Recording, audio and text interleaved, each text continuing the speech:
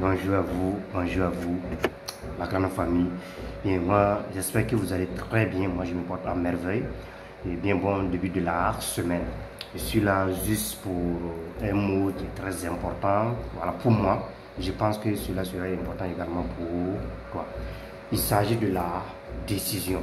J'espère qu'il sommet en vous. Voilà, un potentiel infini. Je parlerai du mot décision. Décision. Sachez que les vraies décisions, ne sont pas dans les châteaux de cartes.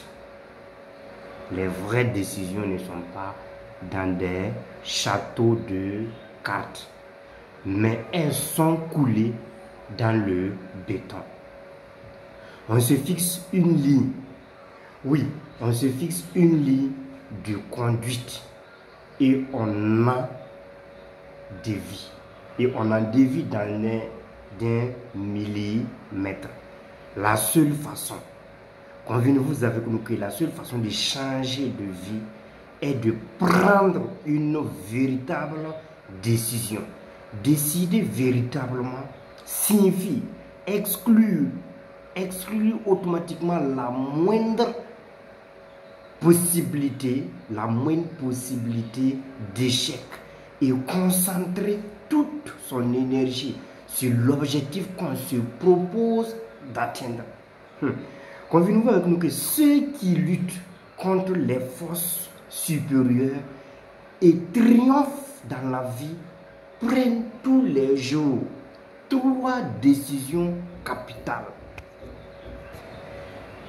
La première décision, c'est sur quoi concentrer leur attention. Sur quoi concentrer leur attention, ça c'est la première décision. Deuxième décision, quelle est la signification réelle de chaque chose? Quelle est la signification réelle de chaque chose? Troisième décision, quel plan d'action adapter? Et permettez-moi de vous raconter 2 histoires des personnes exceptionnelles. Franchement, c'est un garçon et une jeune fille. Prêtez votre attention, suivez très bien l'histoire pour savoir que la décision prise est très importante pour nous. Oui. L'histoire de ce monsieur du nom Ed Robert. Beaucoup de gens peuvent faire des recherches. E.D. Robert. Ed Robert. Un homme ordinaire, en fauteuil roulant, qui est devenu un être vraiment exceptionnel en décidant un jour de transcender ses limites physiques, qui est paralysé à l'âge de 14 ans. Suivez très bien, attentivement, parce que c'est des histoires qui nous permettra, quand on va prendre une décision, qu'on se concentre sur la même décision. Oui. Le monsieur qui est paralysé, Ed Robert, qui est paralysé à l'âge de 14 ans, il a pris, malgré d'énormes difficultés, de se servir quotidiennement d'un appareil respiratoire pour mener une vie aussi normale que possible. Juste avec sa décision, malgré qu'il est paralysé à l'âge de 14 ans, il a pris une ferme décision de mener une vie extraordinaire, de vivre une vie épanouissante comme les autres aussi. Jusqu'il a pu peut-être parvenir à avoir un appareil respiratoire pour mener une vie extraordinaire, une vie aussi normale que les autres. Je continue. J'ai dit, ce monsieur a frôlé la mort plusieurs fois. Il aurait pu prendre la décision d'abandonner en désespoir. Mais il a choisi, au contraire, de faire progresser la cause des personnes handicapées. Le cas d'Eddie Robert prouve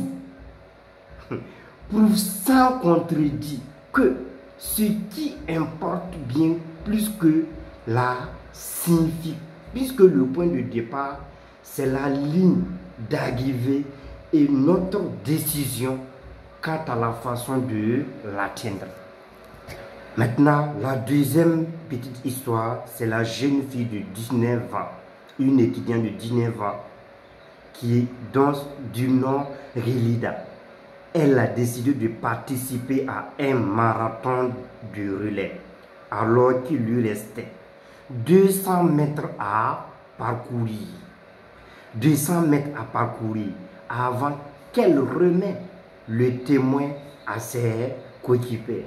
Relida est victime d'une chute qui lui a fracturé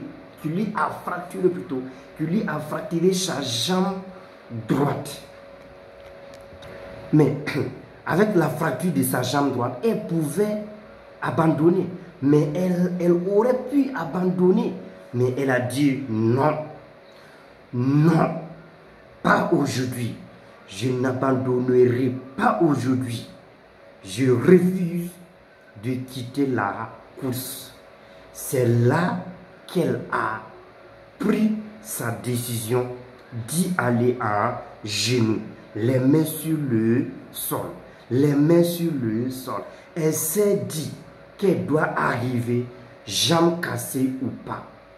En plus de la douleur de sa fracture, venait s'ajouter celle du frottement de ses genoux contre le sol. Mais mes frères, combien de personnes d'entre nous acceptent prendre des décisions, même s'il y a des difficultés, nous sommes combien? Mais je te dis, si tu écoutes très bien ces deux histoires, je ne pense pas qu'il y a un jour, malgré les difficultés que tu rencontres, que tu vas baisser les bras. La jeune fille lui a dit, malgré sa jambe cassée ou pas, elle va arriver.